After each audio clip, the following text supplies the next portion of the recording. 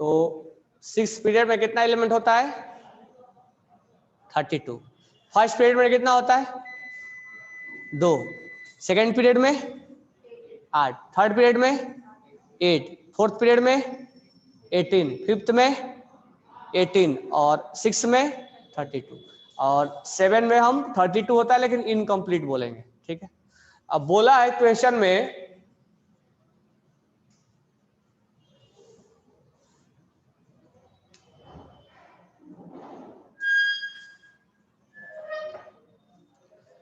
ठीक है, मालूम है ना 32 कैसे आया होगा?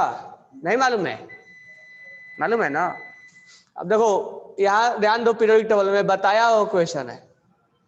यहां तुम देखोगे ध्यान से, स्कैंडियम, वाइट्रियम, लैंथेनम और एक्टिनम होता है। यहां पर इस बॉक्स में कहां से कहां तक होता है? ला से लू तक, और एसी से कहां तक होता है? एल आर तक।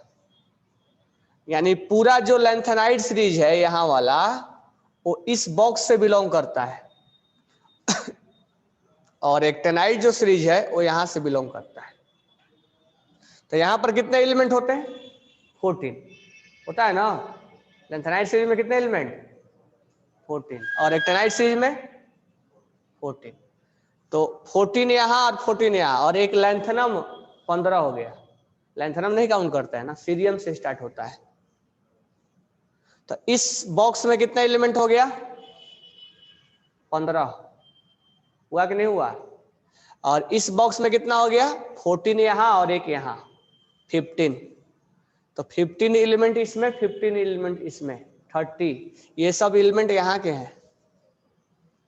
ये बोलते हो ना कि थर्ड ग्रुप के है। Lanthanide series and actinide series belongs to third group. तो 30 और 30, 15 15, 30 और 2 32, यानी फोर्थ ग्रुप में कितने एलिमेंट है? फोर्थ ग्रुप में कितने एलिमेंट है? 32 आए। हाँ थर्ड ग्रुप में, सॉरी, थर्ड ग्रुप में 32 एलिमेंट है। तो 6 पीरियड में 32 एलिमेंट और थर्ड ग्रुप में 32 एलिमेंट। ये तुम्हें मैं पढ़ाते समय बताया था ये बातें, और ये भी बोला था कि वॉल्यूम में ऐसा क्वेश्चन मिलेगा, बताया था ना कि कौन सा ऐसा ग्रुप है जिसमें सबसे ज्यादा एलिमेंट होता है। ग्रुप नंबर 3 में 32 एलिमेंट होते हैं।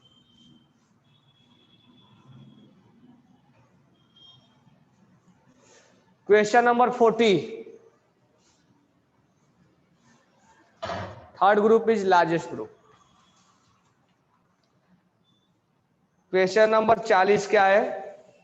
ये क्लास में डिस्कस किया हुआ है कि ऑक्सीजन का फर्स्ट एक्सो होता है और सेकंड एंडोथर्मिक होता है। क्यों? क्योंकि साइज कम होने की वजह से जो 8वां इलेक्ट्रॉन है उसको रिपल्सन करता है और उसका एनर्जी रिपल्सन में यूटिलाइज हो जाता है। तो रिपल्सन एनर्जी लूज करने के बजाय क्या हो जाता है? गेन करने लगता है। तो बताओ सेकेंड आयनस एंथैल्पी एंडोथर्मिक क्यों होता है? तुम बताओ, सेकेंड आयनस एंथैल्पी एंडोथर्मिक क्यों होता है? क्लास में आओगे तब ना पूछेंगे। सेकेंड आयनेशन एंथैल्पी ऑक्सीजन का एंडोथर्मिक क्यों होता है? तुम बताओ। खोट है? हाँ, गेन करता है तो क्या होता है? रिपल्सन। इसलिए वो एनर्जी लूज करने के बजाय वो एनर्जी कहाँ यूज होने लगता है? रिपल्सन में, रिपल्सन को मिनिमाइज करने में। इसीलिए रिपल्सन को मिनिमाइज करने में एनर्जी सप्लाई करना पड़ता है कि तुम झगड़े मत करो, हम तुम्हें एनर्जी दे रहे हैं। डाउट नहीं है ना? इसका आंसर AIT JEE में क्वेश्चन आया है, AIEEE जो पहले मेंस में था। लेवल 1 के होमवर्क 125 है ना, ये 126 है, 125 और 126 लेवल 1 के होमवर्क में आ जाओ। लेवल 1 के होमवर्क में 125 नंबर,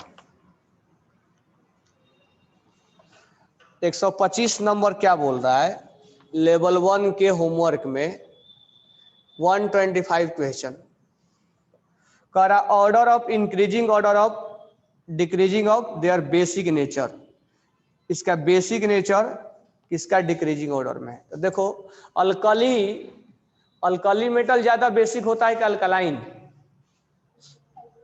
कौन होता है? अल्कली ज्यादा होता है कि अल्कलाइन? लिखवाया था। क्यों अल्कली ज्यादा होता है? मेटालिक कैरेक्टर क्या होता है? लेफ्ट टू राइट डिक्रीज होता है ना। तो अल्कली अच्छा मेटल है कि अल्कलाइन है? अल्कली। तो अल्कली अच्छा मेटल है तो इसके द्वारा बनाया गया ऑक्साइड क्या होगा? ज्यादा बेसिक होगा, लेस बेसिक होगा? अल्कलाइन से मोर बेसिक होगा, होगा ना। इलेक्ट्रॉन्स लूज करने का टेंडेंसी किसका ज्यादा है? अल्कली का या अल्कलाइन का? अल्कली का। इसलिए अल्कली अच्छा मेटल होता है।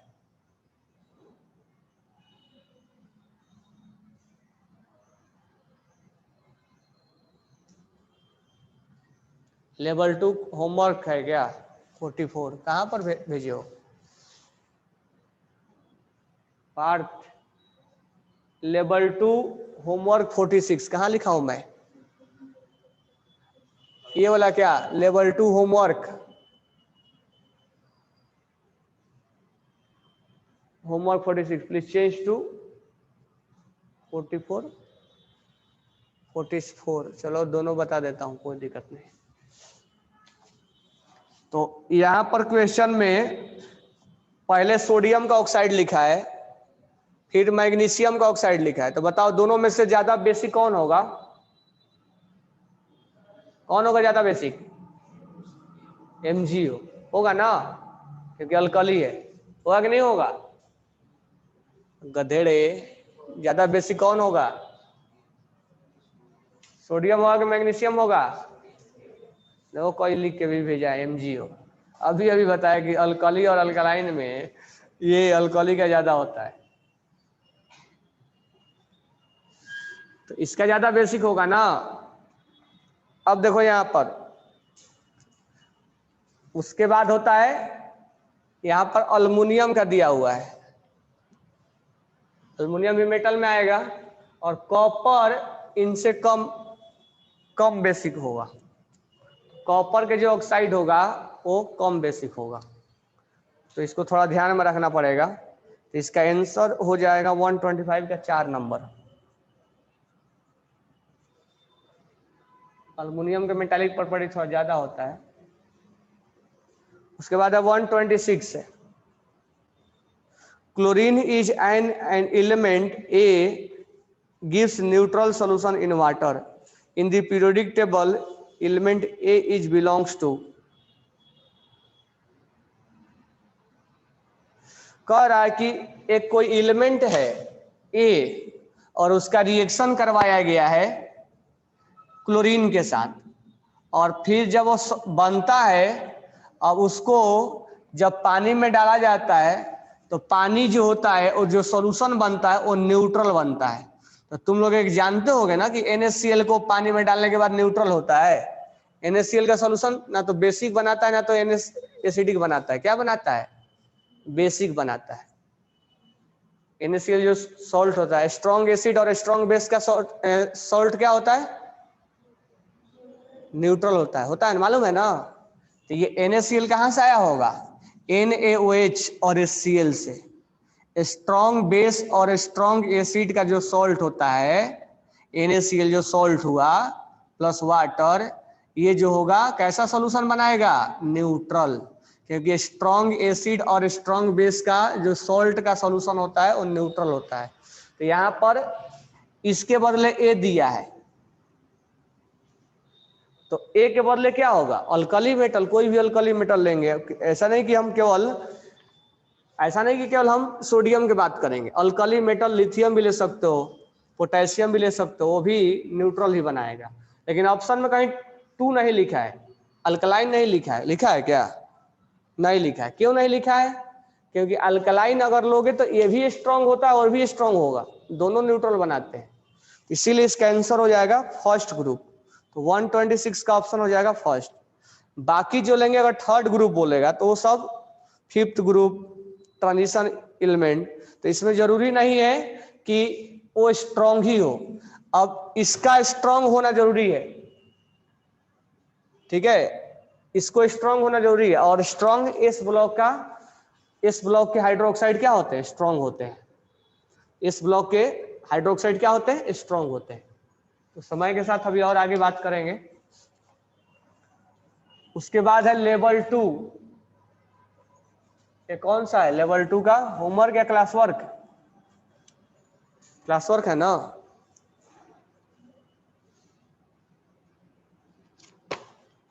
होमवर्क का है, अच्छा एच लिखा हूं। लेवल 2 होमवर्क 46 नंबर पूछे हो। 46 नंबर क्वेश्चन क्या है, कह रहा है कि chemical similarity between boron and aluminium is due to. तो इसका आंसर थोड़ा सा करेक्शन कर लेना, सिमिलर आउटर इलेक्ट्रॉनिक कॉन्फ़िगरेशन। 46 का आंसर हो जाएगा थर्ड। इसमें जो आंसर लिख दिया वो क्या लिख दिया है, डायगोनल रिलेशनशिप। लेकिन वो बोरॉन और अल्युमिनियम में डायगोनल रिलेशनशिप होता है क्या, नहीं, वो गलती से यहाँ पर प्रिंटिंग गलती हो गया है। वो अल्युमिनियम की जगह सिलिकॉन लिखना चाहिए था, उसको सिलिकॉन लिखना चाहिए था। तो इसका आंसर करेक्शन कर लेना, थर्ड ऑप्शन होगा। दोनों का इलेक्ट्रॉनिक कॉन्फ़िगरेशन लगभग एक जैसा होगा। 44 डाउट नहीं है ना, 44 बताया हुआ है। लेवल 1 में आ जाओ, लेवल 1 में ही रह जाओगे। किसका डाउट था, ऋषभ का, गधेड़े। लेवल 1 कौन सा है, होमवर्क है क्लास वर्क है?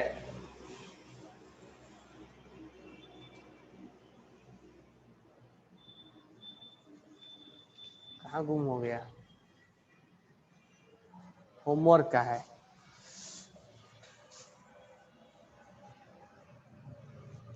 लेवल 1 होमवर्क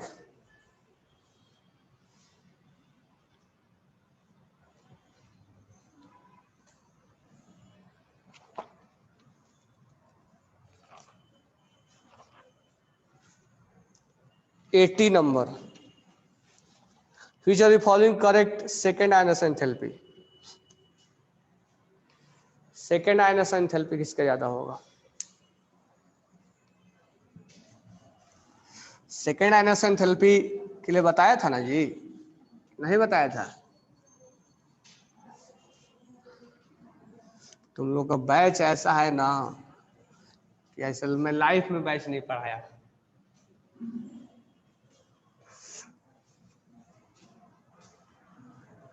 इतने टाइम में जो तुम लोग से क्लास सीनियर है ना, उसको मैं कितना पढ़ा दिया था।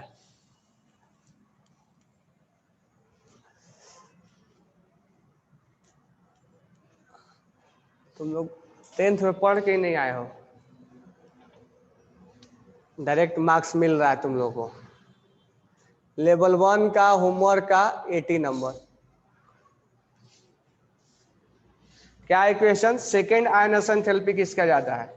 क्वेश्चन में क्या क्या है, सोडियम है, मैग्नीशियम है, अल्युमिनियम है और नियॉन है। सेकेंड आयनाइजेशन एंथैल्पी पहले जब भी क्वेश्चन पूछे तो आप लिख लो, क्या लिखोगे, Na+, क्या लिखोगे, Mg+, क्या लिखोगे, Al+, क्या लिखोगे, Ne+। अगर यहाँ IE1 है, यहाँ IE2 है, यहाँ IE3 है, सॉरी सब 1 ही है ना, और यहाँ IE1 है। अगर हमें IE1 कंपेयर करना होता तो सबसे ज्यादा वैल्यू किसका आता, नियॉन का आता ना, क्योंकि इनर्ट गैस है। उसके बाद देखो किसका आता, लेफ्ट टू राइट क्या होता है, इंक्रीज। तो लेकिन इन दोनों में एक्सेप्शन है, तुम्हें याद है ना, लिखे थे हमने, लिथियम से ज्यादा बोरॉन का कम हो जाएगा, बेरिलियम का ज्यादा होगा, BCN और O में एक्सेप्शन होता है, और F। इसके नीचे लिथियम, सोडियम, अल्युमिनियम, इसके नीचे मैग्नीशियम, इसके नीचे सिलिकॉन, इसके नीचे सल्फर, फास्फोरस, क्लोरीन। तो अल्युमिनियम में और मैग्नीशियम में किसका ज्यादा होगा, मैग्नीशियम का, देन अल्युमिनियम का, सबसे लास्ट में सबसे कम किसका होगा? सोडियम का। ये तो हमने बताया फर्स्ट आयनेशन एंथैल्पी, IE1 का कंपेयर करवाया हमने, ठीक है। यहाँ पर एक्सेप्शन है, ये हमने IE1 का कंपेयर करा है। हमसे क्वेश्चन में पूछा है IE2, तो जब IE2 पूछा तो क्या फर्क पड़ता है? अब यहाँ पर हमें बनाना है Na+2, ये हो गया IE2। यहाँ बनाना है हमें Mg+2, ये हो गया IE2। यहाँ बनाना है हमें IE2 अल्युमिनियम+2, और यहाँ बनाना है IE2 नियॉन+2 बनाना है।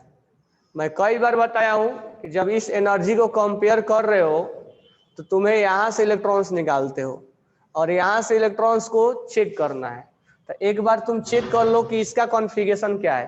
तो Na+ का कॉन्फ़िगरेशन क्या है?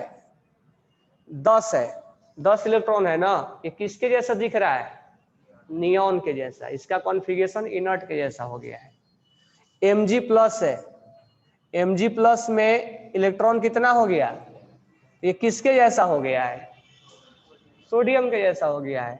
अल्युमिनियम+ है, ये कितने इलेक्ट्रॉन हो गए? ये किसके जैसा दिख रहा है? और ये किसका है?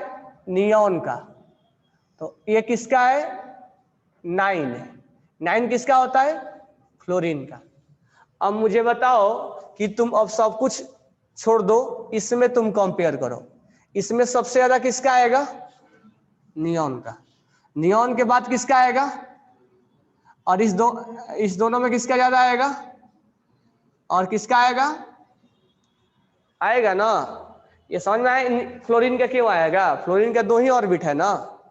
सबसे ज्यादा नियॉन का क्यों आएगा? क्योंकि इनर्ट गैस है। उसके बाद फ्लोरीन का क्यों आएगा? क्योंकि इसमें 3 ऑर्बिट है। 3 ऑर्बिट है, इसमें कितना है? 2 ऑर्बिट है ना। तो फ्लोरीन का ज्यादा होगा और ये इसका होगा ना। अब नियॉन तुम किसके बदले लिखे थे? नियॉन किसके बदले लिखे थे? Na+ के बदले। फ्लोरीन किसके बदले लिखे थे? Ne+ के बदले। और Mg किसके बदले लिखे थे? Al+ के बदले। और Na किसके बदले लिखे थे?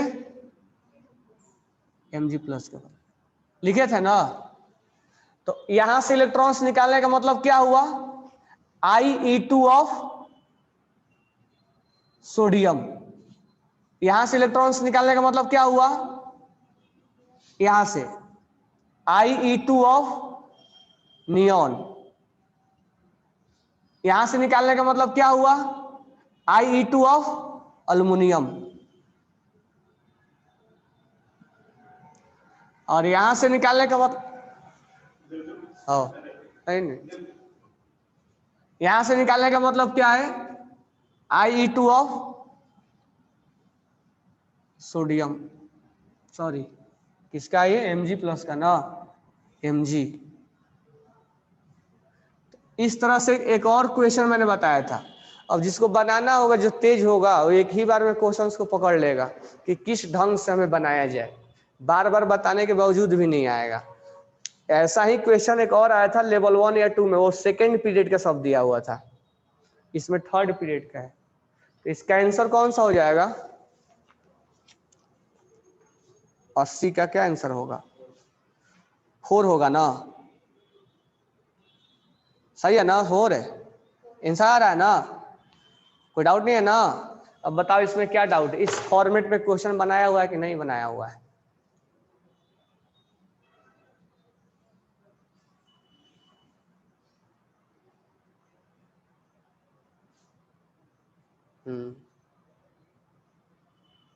क्लास वर्क है, होमवर्क नहीं है। गधे खुद कंफ्यूजन में रखता है, दूसरे को भी रखता है। चलो होमवर्क, क्लास वर्क, ये समझ में आया कैसे बनाना है ना। तो मुझे कोई प्रॉब्लम नहीं, जितना डाउट बोलोगे उतना डाउट बताएंगे, ठीक है। मुझे को डाउट बताने में कोई प्रॉब्लम नहीं है। बस ये है कि एक बार बताने के बाद तुम्हें आना चाहिए, ये नहीं कि नहीं आ रहा है। मैं 50 बार भी डाउट बताऊं उससे कोई फर्क नहीं पड़ता है, लेकिन बताने के बाद तुम्हें उस चीज को आना चाहिए, नहीं कि नहीं आ रहा है।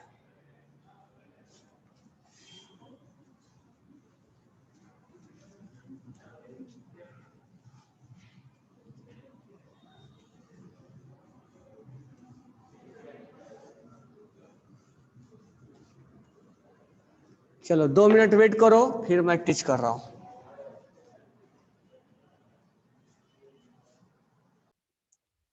अब यहां पर है 53 नंबर, लेवल 2 का क्लास वर्क का 53 नंबर।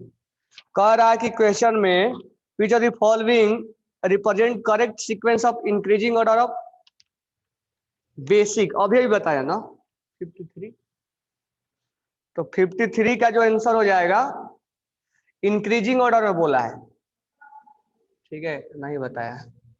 तो क्या क्या लिखा हुआ है, अब मुझे बताओ पोटेशियम में और सोडियम में, पोटेशियम में और सोडियम में अच्छा बेस कौन होगा, कौन अच्छा मेटल होगा? पोटेशियम होगा ना, टॉप टू बॉटम बढ़ता है, यानी K2O is more basic then Na2O, लिखवाया था ना, और यहां लिखा है Mg। अब मुझे बताओ सोडियम में और Mg में कौन अच्छा बेस है? सोडियम। तो Mg यहां जाएगा ना, क्योंकि ये इससे ये सबसे ज्यादा, ये उसके बाद ये उसके बाद ये। अब लास्ट में हमसे बोला है क्वेश्चन में Al2O3, तो Al2O3, तो Al2O3 एक तो पी ब्लॉक का है, एस ब्लॉक अच्छा बेस बनाते हैं, तो Al2O3 क्या जाएगा लास्ट में। तो सबसे ज्यादा किसका होगा? K2O का। तो ऑप्शन ढूंढ लो, 53 का 4 नंबर हो जाएगा, K2O Na2O। इंक्रीजिंग ऑर्डर में लिखना है, तो पहले इसको लिखो, फिर इसको लिखो, इसको लिखो, इसको लिखो। ये कंपेयर करना है, ऑलरेडी बताया हुआ है alkali metal alkaline earth metal में कौन ज्यादा बेसिक है, कौन कम बेसिक है, ठीक है, टॉप टू बॉटम क्या होता है, लेफ्ट टू राइट क्या होता है, इसको यूज करना है। Level 2 class work 37, level 2 class work 37, EA1 of the following has positive value. किसका पॉजिटिव वैल्यू होता है? EA1। तो 37 में कह रहा है कि अगर बेरिलियम से बेरिलियम माइनस गया तो वैल्यू एक्सो होगा कि एंडो होगा। Br से Br माइनस जाएगा, Br से Br माइनस जाएगा तो एक्सो होगा कि एंडो होगा। फिर बोला है Mg से Mg प्लस Mg माइनस जाएगा तो एक्सो होगा कि एंडो होगा। और फिर बोला है, कहाँ गया, क्लोरीन, क्लोरीन से क्लोरीन माइनस जाएगा तो एक्सो होगा कि एंडो होगा। देखो मेटल कोई भी हो, मेटल और इनर्ट गैस लिखवाया था मैंने, फ्लोरीन क्लोरीन ब्रोमीन आयोडीन, अगर पहला इलेक्ट्रॉन गेन करते हैं तो एनर्जी रिलीज होता है, लिखवाया था कौन एक्सो होता है कौन एंडो होता है। तो फ्लोरीन हो, क्लोरीन हो, ब्रोमीन हो या आयोडीन हो, फर्स्ट इलेक्ट्रॉन की एंथैल्पी निगेटिव होता है।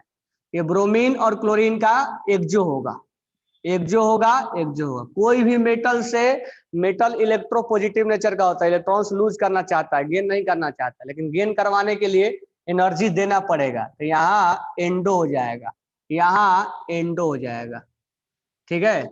और इनर्ट गैस में भी एंडो होता है, या तो जीरो होता है या तो पॉजिटिव होता है। तो इसका जो आंसर हो जाएगा 37 का ओ, नीचे ऑप्शन दिया हुआ है, फर्स्ट और क्या होगा, थर्ड, फर्स्ट और थर्ड। तो ऑप्शन है ना 1 नंबर 37, 37। एक क्वेश्चन ऑलरेडी एक बार और बताया था, कार्बन का भी एक एंडो होता है, सब लिखवाया हूं मैं, किसका एंडो होता है किसका एक्सो होता है, कार्बन का भी एंडो होता है, ठीक है, किसका किसका एक्सो होता है लिखवाया हूं। ऑक्सीजन का सेकंड वाला क्या होता है, एंडो, फर्स्ट वाला एक्सो। नाइट्रोजन देखो अक्सर सेकंड वाला थर्ड वाला तो सोचना ही बंद कर दो, सेकंड और थर्ड इलेक्ट्रॉन का एंथैल्पी पॉजिटिव ही होता है। हमें फर्स्ट पे कंफ्यूजन होता है, और फर्स्ट पे कंफ्यूजन दूर करने के लिए हेलोजन फैमिली का निगेटिव, ऑक्सीजन का निगेटिव पहला वाला, नाइट्रोजन का निगेटिव, कार्बन का पॉजिटिव, कोई भी मेटल का पॉजिटिव, इनर्ट गैस का पॉजिटिव, इतना ही तुमसे पूछा जाएगा। साइज उसका, वो कार्बन एक्चुअली क्या होता है, कार्बन के इलेक्ट्रॉन शेयरिंग में जाते हैं, वो लूज और गेन नहीं करना चाहता है, और ये लूज और गेन करा के हम आयनिक बॉन्ड बनाते हैं, और कार्बन के एटम जो होते हैं वो शेयरिंग में जाना चाहता है। क्योंकि उसको लूज और गेन करने से ज्यादा एनर्जी का भरपाई करना पड़ता है, लेन देन ज्यादा करना पड़ता है, इसीलिए बॉन्ड वो बनाने के चाहता है जिसमें एनर्जी का कम लेना देना पड़े। उस केस में कार्बन कोवैलेंट बॉन्ड बनाने लगता है। तो जब आगे केमिकल बॉन्डिंग पढ़ाएंगे तब बताएंगे कार्बन जो है कोवैलेंट बॉन्ड बनाते हैं। यहाँ जो लॉस और गेन के बारे में बात कर रहे हैं ना, यानी कि आयनिक से बातें हम कर रहे हैं, हम कोवैलेंट बात नहीं कर रहे हैं। तो कोई भी कंपाउंड वो बॉन्ड बनाना पसंद करता है जिसमें एनर्जी कम लेन देन हो उसका। लेवल 1 अब तो बनाने का अभी 23 नंबर पूछा है, पता नहीं किसका डाउट है, ये कहाँ था ये। लेवल 1 के क्लास वर्क का 23 number. Among the 3 outer shell, कई बार बताया हूँ, अब लेवल 1 बताऊंगा ही नहीं, हटा दे रहा हूँ सब में। एक लेवल 1 का होमवर्क बता रहा हूँ। कई बार बोला हूँ कि लास्ट के 3 ऑर्बिटल एफ जो लेंथेनाइड सीरीज है उसका वेरिएबल होता है, तीनों चेंज होता है। 100 नंबर क्या है लेवल 1 के क्लास वर्क का। Which are the following almost electron positive होता है, अभी यही बताया। क्लोरीन का निगेटिव होता है, ऑक्सीजन का पहला वाला निगेटिव होता है, मैग्नीशियम का क्या होगा, मेटल है, मैग्नीशियम इज ए मेटल तो पॉजिटिव होगा, और सल्फर का क्या होगा, निगेटिव। ठीक है, तो ये सब लिखवाया हुआ है, नहीं लिखा हुआ है तो लिख लो फिर से, कौन अभी पॉजिटिव होता है कौन निगेटिव होता है अब यही नहीं मालूम चल रहा है। फ्लोरीन, फ्लोरीन से फ्लोरीन माइनस, क्लोरीन से क्लोरीन माइनस, ब्रोमीन से ब्रोमीन माइनस, कई बार लिखवाया हूं। आयोडीन से आयोडीन माइनस, ये सब क्या होता है, एकजो। ऑक्सीजन से ऑक्सीजन माइनस पहला वाला एकजो, एन से एन माइनस पहला वाला एकजो, हाइड्रोजन से हाइड्रोजन माइनस एकजो। एंडो कौन होगा, सी से सी माइनस एंडो। ओ -2 वाला तो सोचना ही नहीं। इलेक्ट्रॉन गेन इंथैल्पी 2 और 3, इलेक्ट्रॉन गेन इंथैल्पी 2 और 3, ये सोच लो कि ये एंडो ही होता है। फर्स्ट वाला में ही डाउट होता है। कोई भी मेटल का अगर मेटल से बनाओगे मेटल माइनस तो ये एंडो ही होगा। इनर्ट गैस का, इनर्ट गैस का बनाओगे इनर्ट गैस माइनस तो ये एंडो ही होगा, पहला वाला। दूसरा वाला तीसरा वाला के बारे में सोचना ही नहीं, पॉजिटिव होगा। ठीक है, सल्फर भी लिख लो, सल्फर भी निगेटिव होता है, फास्फोरस भी निगेटिव होता है। ये एक्जो में आएंगे और इतना फर्स्ट वाला एंडो में आएगा। सेकेंड और थर्ड के बारे में सोचना नहीं है, एंडो ही होना। लेवल 2 का homework 43 number, level 2 homework 43 number कह रहा है ऑक्सीडेशन स्टेट मोस्ट एसिडिक। तो 43 नंबर मुझे बताओ, क्लोरीन का दिया है BCNOF। लेफ्ट टू राइट जाते हो तो नॉन मेटालिक करेक्टर क्या होता है, इंक्रीज होता है ना। तो एसिडिक करेक्टर बढ़ेगा कि बेसिक करेक्टर बढ़ेगा, है एसिडिक बढ़ेगा। इसके ऑक्साइड का पढ़ाया था ना लास्ट टाइम में। अब इसके नीचे अल्मुनियम है, सिलिकॉन है, फास्फोरस है, सल्फर है, क्लोरीन का। तो फास्फोरस का ऑक्साइड, सल्फर के ऑक्साइड और क्लोरीन का oxide, left to right non metallic क्या होगा, इंक्रीज।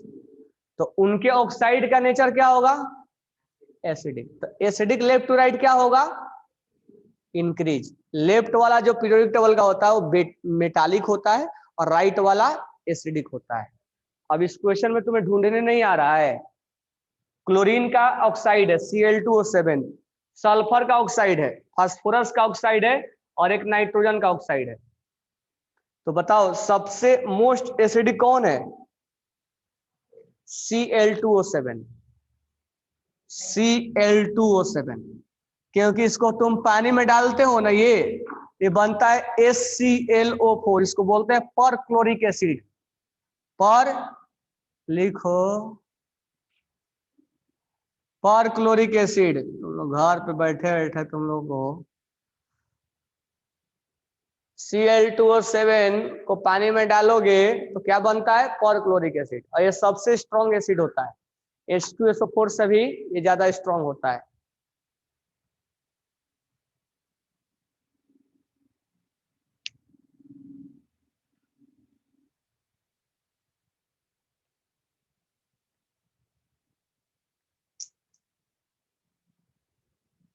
फोर्टी थ्री हो गया ना। लेवल 2 का क्लास वर्क का 50,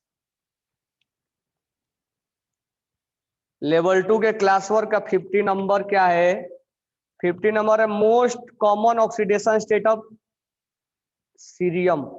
सीरियम का +3 होता है इसका। लैंथेनाइड सीरीज का बताया था 50,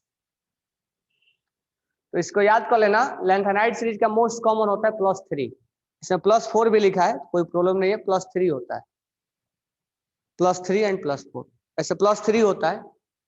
तो ये समय के साथ आगे और अभी आएगा, ठीक है। तो ये याद कर लेना 50 का कि cerium, cerium belongs to lanthanide series और its common oxidation state is +3।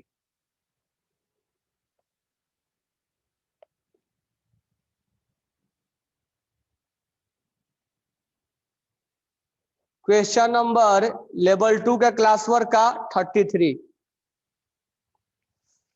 33 में क्या है, energy release during the formation of hydride ion, तो रिलीज तो हो ही रहा है ना।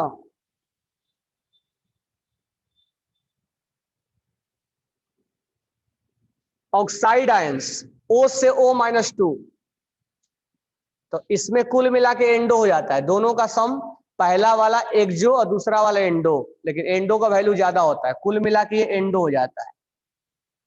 दोनों का सम कर देंगे तो कुल मिला के देना पड़ता है, क्योंकि रिलीज कम होता है, एब्जॉर्ब ज्यादा होता है।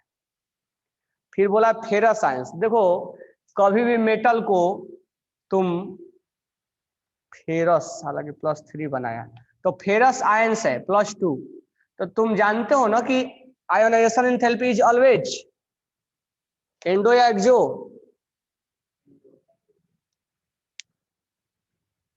आयोनाइजेशन एंथैल्पी इज एंडो, तो उसमें कोई सोचना ही नहीं है। आयोनाइजेशन एंथैल्पी में तो हमेशा हीट देना पड़ेगा ना।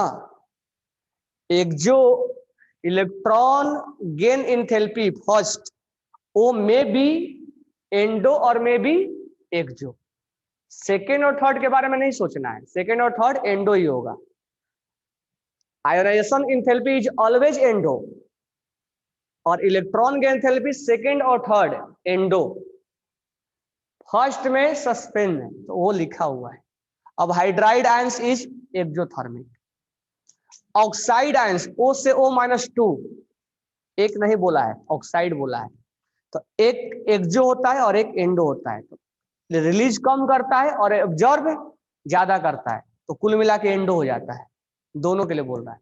कभी भी ये कह रहा फेरस और फेरिक, तो कभी भी तुम इलेक्ट्रॉन्स लूज करवाओगे तो ये एंडो ही होगा, ये एंडो होगा, ये एंडो होगा, ये एंडो होगा, ये एक्सो होगा। इसका आंसर क्या हो जाएगा, हाइड्राइड आयंस। हाइड्राइड आयंस का मतलब होता है H-33। क्लियर ना। लेवल 1 होमवर्क, फिर आ जाओ लेवल 1। लेवल 1 पूछो ही नहीं, एक बार देख लेता हूँ क्वेश्चन क्या है। 91, screening effect of D electrons, D का क्या होगा, तो सबसे ज्यादा किसका होता है, एस का, फिर पी का, फिर डी का, फिर एफ का। 91, तो लेस देन पी, सबसे ज्यादा होता है एस का, उसके बाद पी का, उसके बाद डी का, उसके बाद एफ का। तो screening effect of d is less than p, equal to p गलत, मच मोर देन पी गलत, सेम टू एफ गलत, और fourth option less than p सही। डी का स्क्रीनिंग इफेक्ट, इससे स्क्रीनिंग मतलब बताया था ना, घेरने का, मतलब रिपल्सन सबसे ज्यादा एस वाला करता है। एस में रहने वाला इलेक्ट्रॉन सबसे ज्यादा रिपल्सन करता है। 102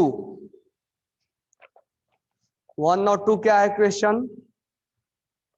energy release an electron added to neutral atom would be highest if electron element belongs to. ये कौन सा डाउट हो गया? बताओ तुम, क्या होगा आंसर? अगर इलेक्ट्रॉन्स को ऐड करवाया जाएगा तो किस ग्रुप को ऐड करवाया जाएगा सबसे ज्यादा एनर्जी रिलीज करेगा? 17। क्लोरीन इज ए किंग ना, तो chlorine belongs to group number 7। ये जो 7A लिखा है रोमन में लिखा है, तो आंसर हो जाएगा फर्स्ट 7A। लेवल 1 क्वेश्चन सीटी लेवल का होता है, अगर वो भी नहीं बना पा रहे हो तो फिर सीटी भी मुश्किल हो जाएगा, फिर जेई और नीट का सपना ही रह जाएगा।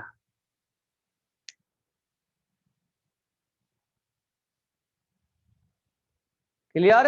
और डाउट बोलो, और डाउट है तुम लोग का? हो गया डाउट सारा? ये किसका डाउट था तुम लोग का?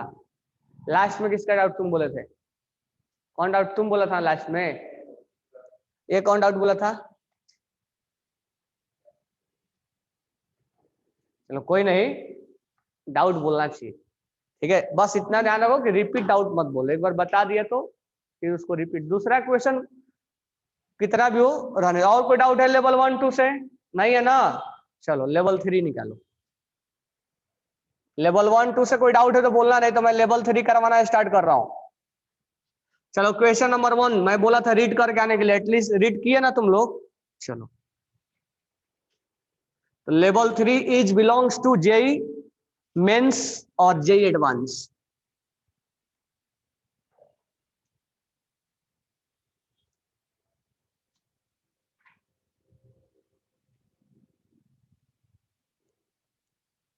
Level 1 CT level, level 2 NEET तक, और level 3 JEE Mains plus advance.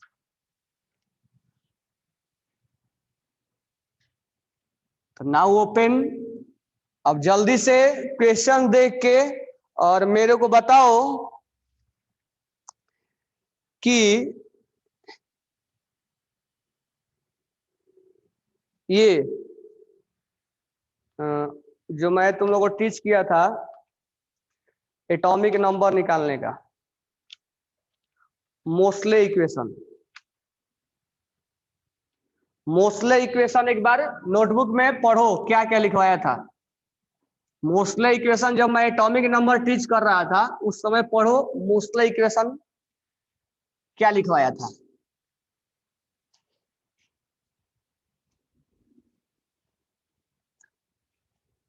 चलो अब मैथ में तुम लोग मेरे को ये बताओ कि y equal to m x plus c straight line का ग्राफ पढ़ लिए? स्ट्रेट लाइन का ग्राफ पढ़े ना कि नहीं पढ़े? तो जब मैं टीच कर रहा था उस समय बोला था कि मैथ में जब तुम पढ़ लोगे y equal to m x plus c तो मैं फिर इस ग्राफ को ड्रॉ करवाऊंगा। तो मैं अब एक्सपेक्ट कर रहा हूं कि तुम लोग ग्राफ पढ़ लिए होगे। सो ये y equal to m x plus c वाला।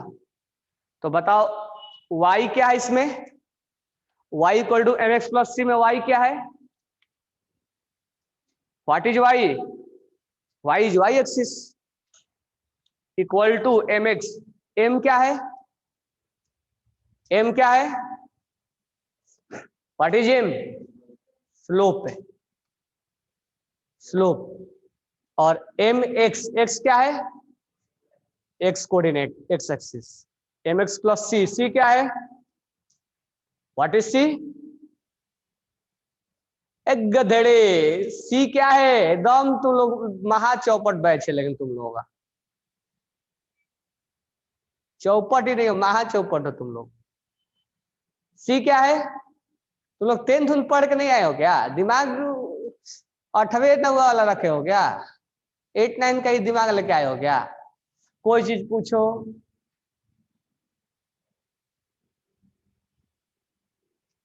कैसे होगा? तुम लोग ऑनलाइन टीचिंग कर करके y equal to m x plus c. मैं पूछता हूँ कि महाराष्ट्र का सीएम कौन है तो बोलता है दिल्ली का सीएम बता रहा हूँ। एक गधे साहब है। तुमसे मैं एटॉमिक नंबर पूछ रहा हूं, मैं पूछ रहा हूं कि सी क्या है, C is a Y intercept, C is a, पढ़े ना ग्राफ है, क्या तुम लोग पढ़े हो? ये एक्स एक्सिस है तो वाई एक्सिस है ना, इधर ओरिजिन है, इस ग्राफ के ऊपर वाई क्या है, पॉजिटिव है, इस ग्राफ के नीचे वाई क्या है। अगर मैं लाइन यहां से ड्रॉ करूं, ये निगेटिव स्लोप है कि पॉजिटिव स्लोप है? ये निगेटिव स्लोप है कि पॉजिटिव स्लोप है? कौन सा स्लोप है? और ये कौन सा स्लोप है? पॉजिटिव। देखो अगर ऐसे ग्राफ रहेगा तो पॉजिटिव होगा, और इसके बाद अगर ऐसे हो गया तो निगेटिव हो जाएगा। तुम अगर इंक्लाइंड हो रहे हो, चढ़ रहे हो तो पॉजिटिव होगा, अगर गिर रहे हो निगेटिव होगा। अगर मैं यहां से ड्रॉ करूं ड्रॉ करूं ड्रॉ करूं ड्रॉ करूं 90 डिग्री के बाद, अब यहां से अगर ड्रॉ करूं तो ये निगेटिव हो जाएगा।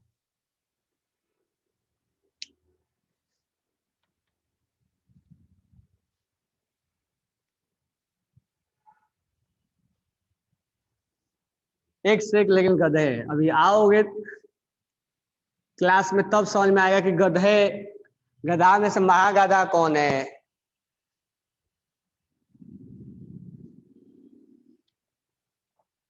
इस बैच का तो कुछ कहा ही नहीं जा सकता है।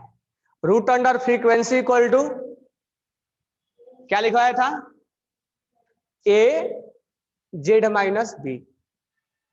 ये ग्राफ पढ़ाया था। ये क्या है, nu, what is nu, what is nu, क्या तुम लोग नीट जेई निकालोगे, what is new,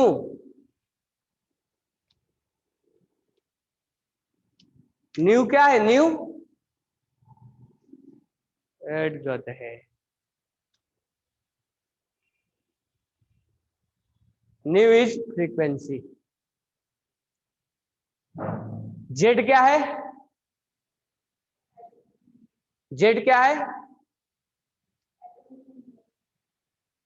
atomic number. ए और बी क्या है, कांस्टेंट।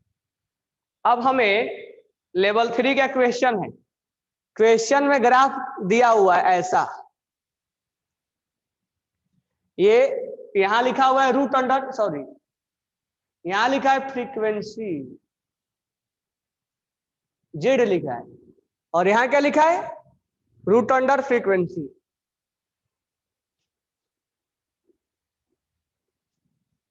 अब हमें ग्राफ बनाना है, हालांकि यहां पर उसको लिखना चाहिए था, जे रूट अंडर फ्रीक्वेंसी, कोई नहीं। अब देखो क्या करेंगे, रूट अंडर फ्रीक्वेंसी इसको मल्टीप्लाई कर दो, z a minus a b,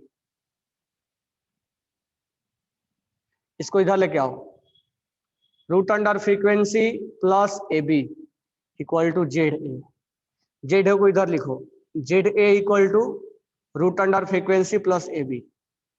अभी तक क्या किया हमने, इसमें मल्टीप्लाई किया, रूट अंडर फ्रीक्वेंसी लिखा, ये इधर आया, मैं इसको इधर लिख दिया, इसको इधर लिख दिया, कोई प्रॉब्लम तो है नहीं। अब यहाँ लिख दिया जेड इक्वल टू, नीचे जाएगा रूट अंडर, ये हमें लग रहा है कि ग्राफ कुछ गलत बना रहा है ये, तो चेक कर लेते हैं। प्लस यहाँ क्या हो गया, ए बी बाई ए जाएगा तो इसको भी डिवाइड करेगा, ए बी इसको भी डिवाइड करेगा, ये क्या हो गया वाई, देखो ये वाई हो गया, और इक्वल टू ये 1 अपॉन क्या है ए, तो ये क्या हो जाएगा एम, और ये क्या हो जाएगा रूट अंडर, ये क्या हो जाएगा एक्स है ये, और ये वाई, वाई इक्वल टू ये एम और ये एक्स, प्लस ये क्या है सी, सी क्या है वाई इंटरसेप्ट।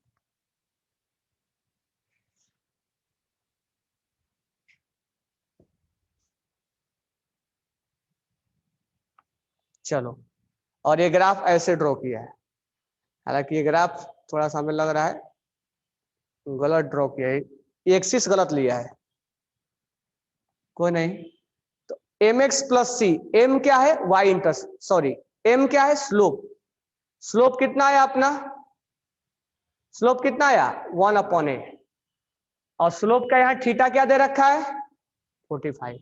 तो तुम पढ़ोगे मैथ में ना कि tan थीटा को क्या बोलते हैं, tan theta is known as slope, बोलते हैं कि नहीं बोलते हैं, tan theta is known as, और tan 45 का वैल्यू क्या होता है, ए का वैल्यू क्या गिरेगा, गिरेगा कि नहीं गिरेगा, कैसे समझ में आया कि गिरेगा, क्योंकि हमने क्या किया इस इक्वेशन को पहले y बनाया, ये y बनाया z, और इसको x बनाया हमने, तो y equal to m x, देखो ये x का रूप ले लिया, तो हमारा m क्या आया, m बोले तो स्लोप, स्लोप क्या आया 1/a, और यहां से हमारा स्लोप आया 1/a क्योंकि ग्राफ बता रहा है, और इसका tan थीटा का वैल्यू स्लोप होता है, और tan थीटा tan 45 का वैल्यू होता है 1, यानी 1/a का वैल्यू है 1, तो a का वैल्यू क्या होगा 1।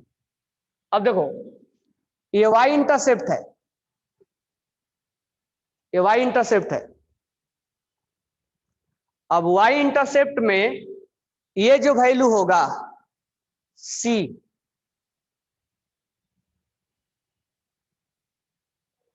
है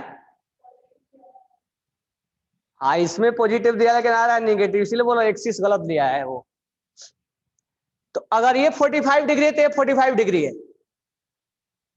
है ना, और स्लोप का वैल्यू 1 है, तो ये वैल्यू क्या होगा बताओ मेरे को, स्लोप का वैल्यू 1 है और ये वैल्यू क्या होगा, मैथ पढ़े हो ना, ज्योमेट्री पढ़ के आए कि नहीं पढ़ के आए, ये 45 डिग्री है 90 डिग्री है 45 डिग्री होगा, तो ये वैल्यू क्या होगा 1 होगा ना, नहीं होगा, मैथ पढ़े कि नहीं पढ़े, 1 होगा कि नहीं होगा, गधेड़े हो। अब देखो यहां पर, अब आ जाओ क्वेश्चन में, यानी ये है बी, कितना आएगा तुम बताओ,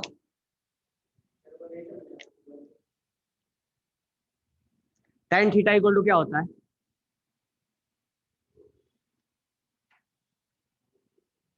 tan थीटा इक्वल टू क्या होता है, tan थीटा नहीं, उसके टर्म बताओ, length breadth perpendicular upon base, perpendicular कितना है इसका, यहां से tan थीटा लो, हाँ बता रहा हूं, परपेंडिकुलर कितना है इसका, परपेंडिकुलर अपॉन बेस, परपेंडिकुलर कितना है 1, तो बेस क्या होगा,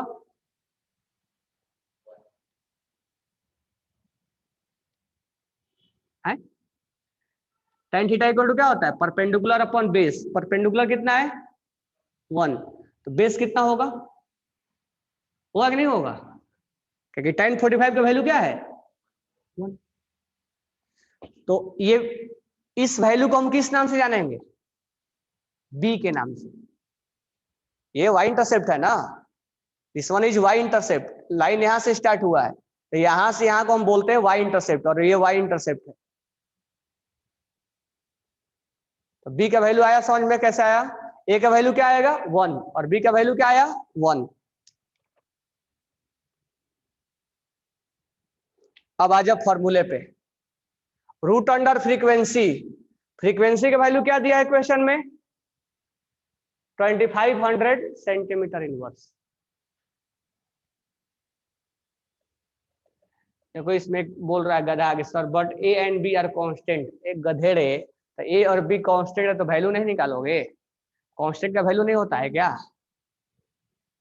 तुम लोग बनाओगे जेई के क्वेश्चन, कांस्टेंट है तो कांस्टेंट का वैल्यू ग्राफ से तुम्हें निकलाएगा क्या, जेई जेई एक गेम है क्या कि पबजी खेल लिए हो गया, मार दो इसको मार दो, ए और बी निकालोगे ना ग्राफ से, तो उसके लिए ग्राफ आना पड़ेगा, तो धीरे धीरे आ जाएगा समझ में, तो root under frequency equal to a का वैल्यू बताओ क्या होगा, ए हमने निकाला, कैसे निकाला ग्राफ से निकाला, ए क्या होगा 1, और ये क्या होगा जेड माइनस क्या हो जाएगा 1, बी का वैल्यू क्या आया 1, आया ना।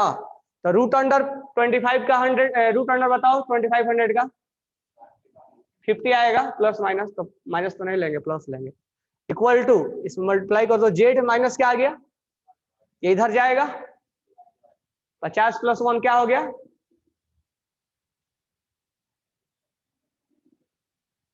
तो ए और बी जो कांस्टेंट है उसका वैल्यू कहां से निकाला हमने, ग्राफ से।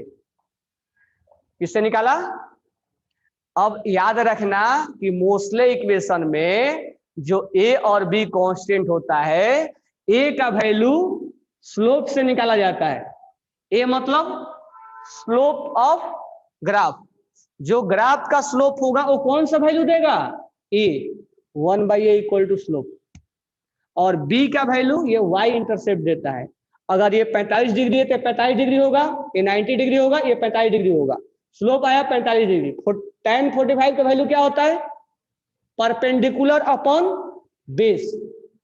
परपेंडिकुलर का वैल्यू 1, तो बेस का वैल्यू क्या होगा, क्योंकि tan 45 का वैल्यू 1 होता है। तो इस तरह से हम b का वैल्यू निकाल दिए। b का वैल्यू क्या आया 1, और a का वैल्यू क्या आया 1, यानी a और b जो कांस्टेंट है उसका वैल्यू हम ग्राफ से निकाले। तो ग्राफ से वैल्यू क्या बता रहा है, 1 और 1, यानी a और b। यहां पर क्वेश्चन में केवल फ्रीक्वेंसी दे रखा है और हमसे पूछा है जेड, तो जेड जब पूछा है तो ए और बी हमें निकालना पड़ेगा। तो ए और बी निकालने के लिए हम ग्राफ के हेल्प लिए। तो ए क्या बताएगा, हमेशा ए tan थीटा के बराबर आएगा, और बी का वैल्यू क्या होता है, वाई इंटरसेप्ट। ये कैसे समझ में आया, ग्राफ से समझ में आया कि b always give the value of y intercept, a always gives the value of, always gives tan theta slope. तो उस समय में ये बातें तुम्हें नहीं बताया था, ए और बी बोला था कांस्टेंट है, और कांस्टेंट होता भी है, लेकिन मैं बोला था ग्राफ सीख लोगे तब बताएंगे। अभी और इस ग्राफ पे अभी और सीखोगे तब धीरे धीरे और क्लियरिटी आएगी। तो a gives the value of tan theta and b gives the value of y intercept. b-1 क्यों नहीं लिए, b-1 कैसे ले लेंगे, यहाँ पर b का वैल्यू क्या आया 1, 1 आ रहा है ना यहाँ, लेकिन ये थोड़ा सा एक्सिस गलत किया है, यहाँ पर b माइनस निगेटिव इंटरसेप्ट कर रहा है। तो ऐसा मान के चलेंगे ना, हम ये नहीं मानेंगे एक्सिस है, ठीक है, ऐसा कुछ जरूरी नहीं कि यही एक्सिस है, एक्सिस इधर भी हो सकता है। उसने लिख के दिया नहीं है लेकिन लिखा है 0, Z0 लिखा है, कोई नहीं 1 ही लो, ठीक है, 49 नहीं।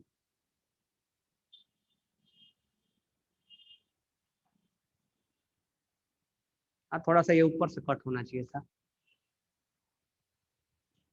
समझ में आया क्वेश्चन, जेई मेंस लेवल का क्वेश्चन है। ए का वैल्यू कैसे निकालोगे, है स्लोप बताएगा। दूसरा क्वेश्चन दे, इस पे बनाओगे,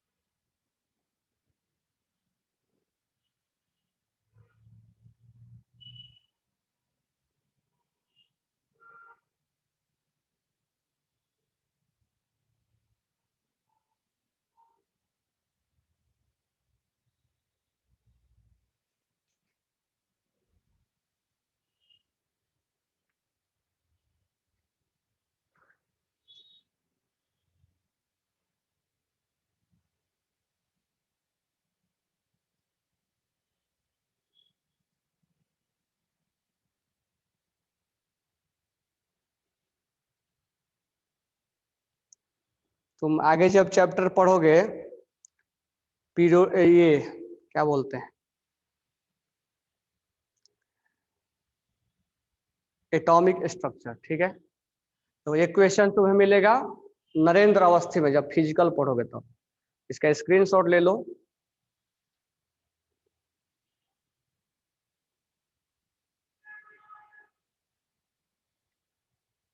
क्वेश्चन नंबर 27 का।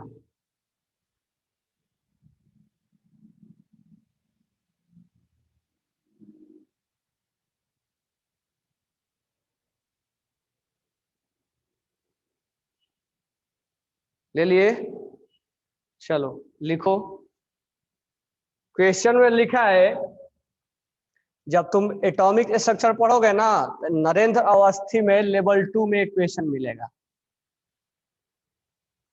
Write down question. In the graph between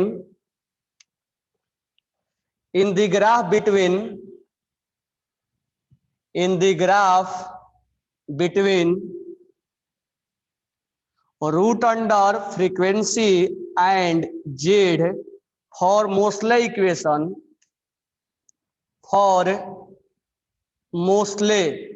equation, root under frequency equal to a z minus b. The intercept OX is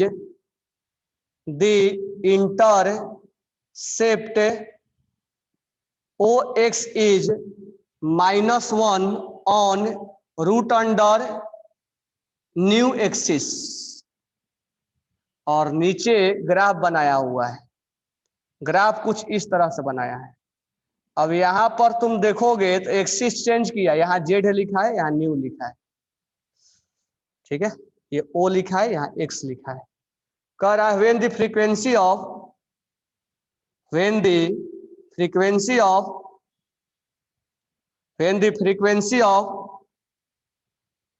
what is the frequency, sorry, what is the frequency when atomic number is 51? Option में है 50 second inverse, 100 second inverse, 2500 second inverse, और d है none of these.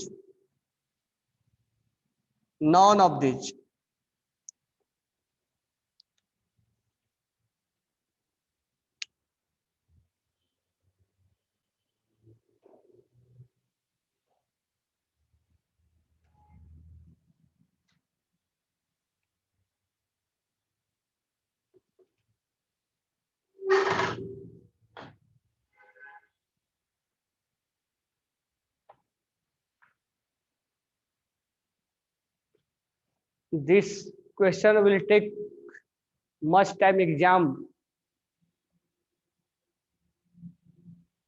गधेड़े 2 minute JEE के जो बंदा है, जो JEE निकालने वाला है, उसको सेकंड नहीं लगेगा इस क्वेश्चन को बनाने में। पेन भी नहीं चलाएगा, वो आंसर निकाल देगा।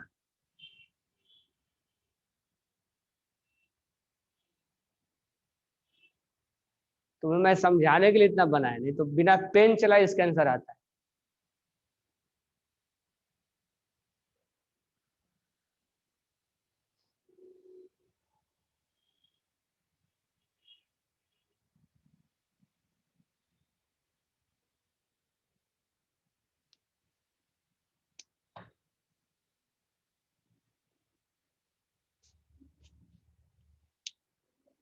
How to increase solving speed.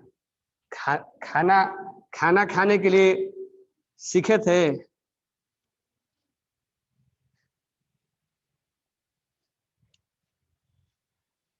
tan theta का वैल्यू क्या बताता है? ए का वैल्यू क्या गिरेगा? 1 गिरेगा ना, नहीं गिरेगा। और बी का वैल्यू ये बताता है, तो बी का वैल्यू ये एक्सिस दिया, लेकिन हमें जो वैल्यू लेना है वो पॉजिटिव में लेना है, मतलब इंडिकेट करेगा नेगेटिव में, लेकिन बी हम 1 लेंगे। ये 45 हो जाएगा, ये 90 होगा, और ये 45 होगा, और इसका वैल्यू जो tan थीटा इक्वल टू क्या होता है? tan थीटा इक्वल टू 1 होता है गधा। है, tan थीटा इक्वल टू 1 होता है, perpendicular upon base. tan theta equal to 1 कहां से आएगा? tan 45 इक्वल टू 1 होता है ना।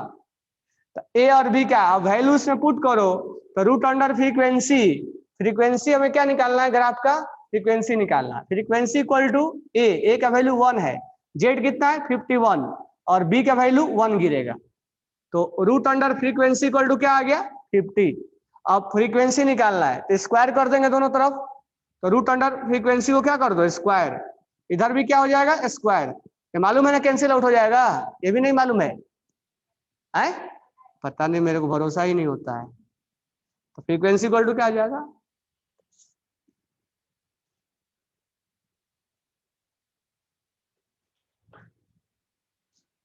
कभी भी बी का वैल्यू पॉजिटिव में लिया करो, ठीक है, वो इंडिकेशन में निगेटिव है but we have to take value of b positive, क्योंकि फॉर्मूला में माइनस लिखता है। तुम्हारा आंसर करेक्ट। अरे तो आंसर करेक्ट तो होना ही चाहिए ना। एक क्वेश्चन में तुमसे वॉल्यूम में क्वेश्चन में एटॉमिक नंबर निकलवाया है तो उसमें 51 आया है, और इसमें उसी क्वेश्चन को फ्रीक्वेंसी निकलवाया है। तो एक में तुमसे फ्रीक्वेंसी पूछा और एक में क्या पूछ दिया तुमसे, एटॉमिक नंबर पूछ दिया। तो एटॉमिक नंबर जब 51 होगा तो फ्रीक्वेंसी 2500 होगा।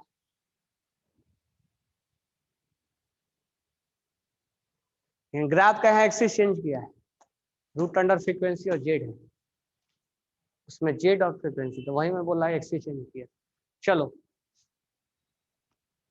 Next question second third. तो सेकंड को डिस्क्राइब करना पड़ेगा, तो टाइप नहीं है, थर्ड वाला बता देता हूं। कह रहा इलेक्ट्रोनेगेटिविटी ऑफ एलिमेंट इज इतना, ए इज E1, आयरेशन पोटेंशियल इज इतना, इलेक्ट्रॉन एफिनिटी क्या होगा। तो थर्ड वाला तो आसान है, इलेक्ट्रोनेगेटिविटी कैसे निकालते हैं बताओ, आयरेशन पोटेंशियल प्लस इलेक्ट्रॉन का एंथैल्पी डिवाइड बाई एवरेज निकालते हैं ना, कौन से स्केल पे, मूल्यांकन से।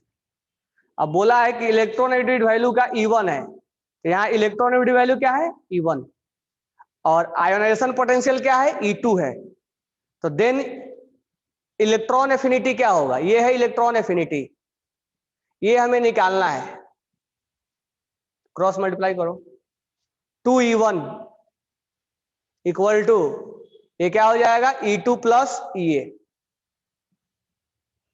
तो ये इधर जाएगा 2E1 माइनस E2, क्या आ जाएगा ये EA, तो इलेक्ट्रॉन एफिनिटी का वैल्यू क्या आ गया 2E1 माइनस E2। कौन सा ऑप्शन होगा, ऑप्शन नंबर कौन सा होगा 1। सेकेंड और थर्ड, सेकेंड और फोर्थ कल बताएंगे, अब कल बना के लाना, पढ़ के लाना, और आगे न्यूमेरिकल भी है, ठीक है, तो न्यूमेरिकल भी बना के लाना। और 8 नंबर वाला हो जाना चाहिए क्वेश्चन, 8 नंबर क्या है क्वेश्चन, इलेक्ट्रोनेगेटिविटी निकालना है पॉली स्केल पे, ये निकाल लोगे ना।